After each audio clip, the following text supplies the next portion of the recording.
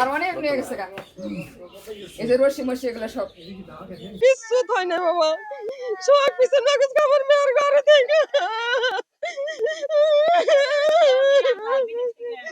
বিদেশ থেকে শুনে যত কিছু সব কিছু আনসাল যত গয়না যে নাতিনের দিকে কত গলার মাছ যেগুলো দুইটা হার আনসাল কত হাতে রুলি আনসাল কত কিছু কিচ্ছু হয় না, সব ভেঙে ছিল নগেছে গো।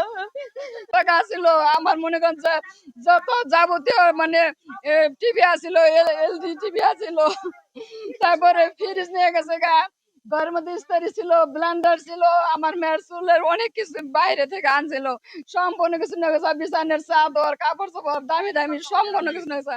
গ্যাসের বোতল আনোয়ার নিয়ে আসছে, আনোয়ার কেন নিছে আমি তো জানি না ওইটা। ওদের সাথে আমার তো কোনো শত্রুতা নাই, আমাদের সাথে কোনো শত্রুতা নাই।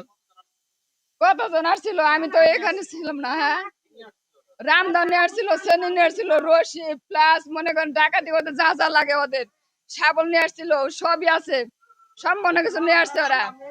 বড় বড় রামদা মানে যে সামনে যাবে ওরে মানে মেরে ফেলবে, কুপিয়ে ফেলবে। পিস্তল মারে, হ্যাঁ পিস্তল কয়ে তোর নাম।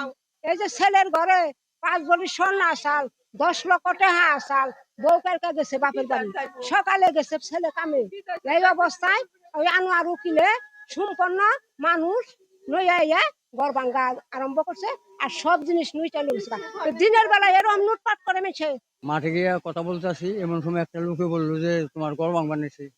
তখন আইসি, দুজন মানুষের নিষুধ দিচ্ছি, খালি দাও আর দেখি খালি নাচে। নিষুধ দিলাম, মানলো না। তখন আনোয়ারের লোক তক কইলো তুই দাও ফালা আছে, ঠিক আছে দাও ফালা, দাও ফালা না। না ফালানে শেষে আমি আর আমার স্বাস্থ্য ভাই রহমুদ্দি এরা দুজনে গেলাম মেম্বার বলে, গিয়ে করলাম তো এই অবস্থা। ওরা যায় না, পরে অনেক তক্ক কইলো, তারপর বাংতেই আছে বাংতেই আছে।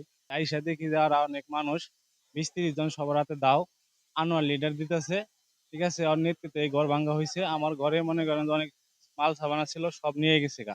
ফ্রিজ ছিল 2টা, টিভি ছিল, ওয়াইফাই লাইন, স্বর্ণ ছিল 4 ভরি। পুলিশ আসছে, পুলিশ আইসা যখন আসছে তারা সবাই চলে গেছে।